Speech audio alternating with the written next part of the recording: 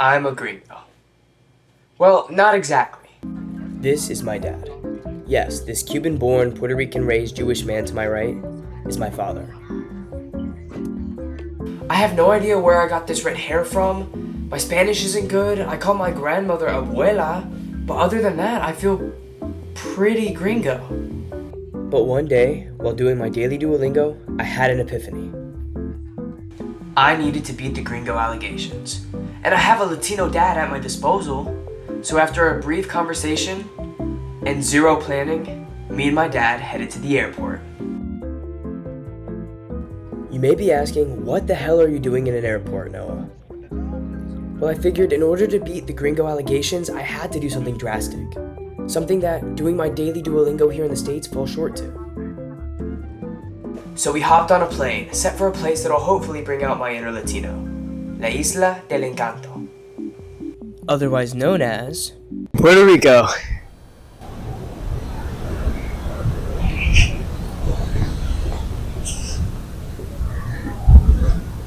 Ah, Puerto Rico. To many, a tropical paradise rich in history, food, and culture. But to my dad, it's home. And to be honest, I don't know what it means to me yet. But I'm here. And now it's time to find that little Latino man inside of me. Wait, no, that doesn't sound... After dropping off all our luggage at the hotel and getting lost in the view, we set off to explore Condado, the residential district just east of the country's capital, San Juan. Although Condado is known for its touristy shops and fine dining restaurants, we decided on a cheaper but probably more fun activity, taking a dip at the beach. We found this beach that my dad used to frequent back in high school, called Ocean Park. And when I say I'm not a beach person, I mean it. I'm ginger, I'm pasty, I burn 15 minutes out in the sun. But nonetheless, we had our fun. While trying my best not to roast under the tropical sun, I read, pretended to sleep for the camera, and then went for that little dip we promised, in the cool Atlantic Sea. It was actually really nice. Although Ocean Park was a refreshing start to our journey, I still didn't feel any more Latino.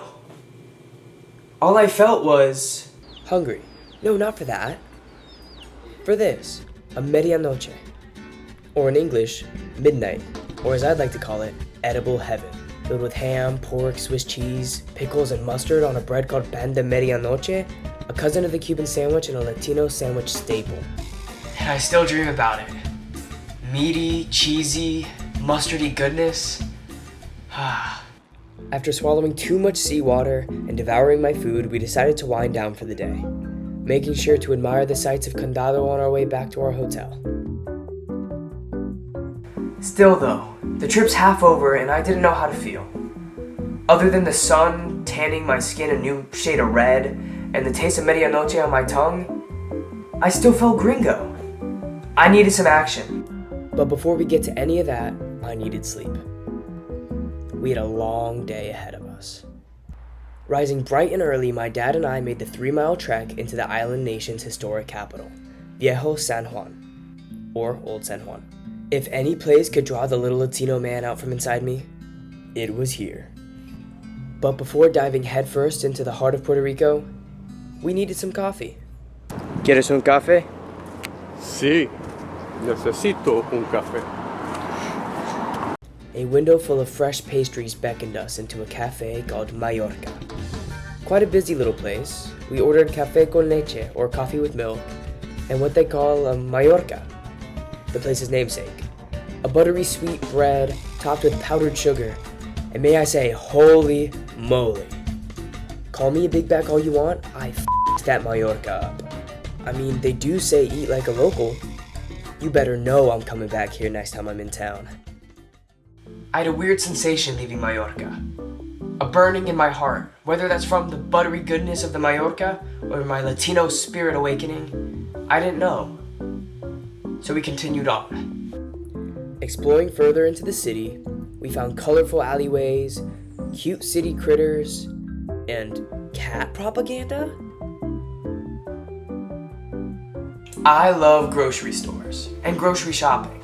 Walking around the crowded aisles of meats, cheeses, sweets, drinks. It's a fatty like me's wonderland. So when we came across the Supermax, a Puerto Rican grocery store, you know we had to check it out. Crowded, busy, and even more colorful than the streets outside, I felt something calling out to me. Something I was missing. Something that could help me embrace my Latino side. Wait, what's that? La Cava? Medalla? A Puerto Rican made light beer, only 77 calories per serving and tastes of liquid gold? I had to have it. So I did. Downing the Medalla not only quenched my parched throat, but allowed me the courage to take on our next feat. El Morro. El Castillo San Felipe del Morro, or just El Morro, which in English means the bowl, was built in the 16th century as a Spanish fort, a symbol of Puerto Rico's colonial past. I wandered awestruck, marveling at how building such a place was even possible. It's one of those places that make you feel small. People 500 years ago built this humongous fort, and it still stands for me to see it today. That's crazy to me. Due to us spending our last couple bucks on the medallas, we decided to take the cheaper, free, scenic route. This place really is beautiful. Yep. What's that? I guess Diddy used to throw his parties around here. Following further down the path, I found some really cool rocks that I just had to climb down on. So I did. One thing about me is I love graveyards, and this isn't some Saltburn, Ollie in the graveyard scene, or Army Hammer eating his girlfriend sort of thing. It's just the serenity, and I guess regality of being surrounded by those of the past. So on our way out of El Morro, we passed the Santa Maria Magdalena de Pacis Cemetery. Goodness, that was a mouthful. And I just sat and took it all in. I was beginning to feel something now. Something deep in my stomach. Was it my inner Latino? Or was I just hungry? El Patio de Sam is a Puerto Rican restaurant in the city.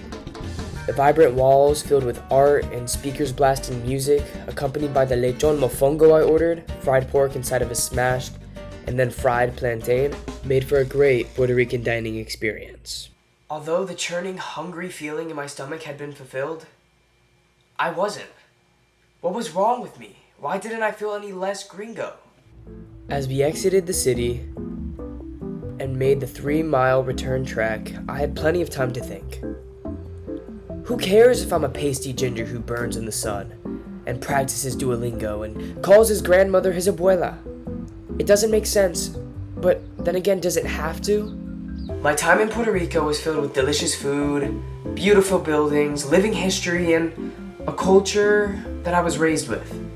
One that frankly helped me become the person I am today. So when I really think about it, who cares? Who cares that I'm a gringo? I'm me.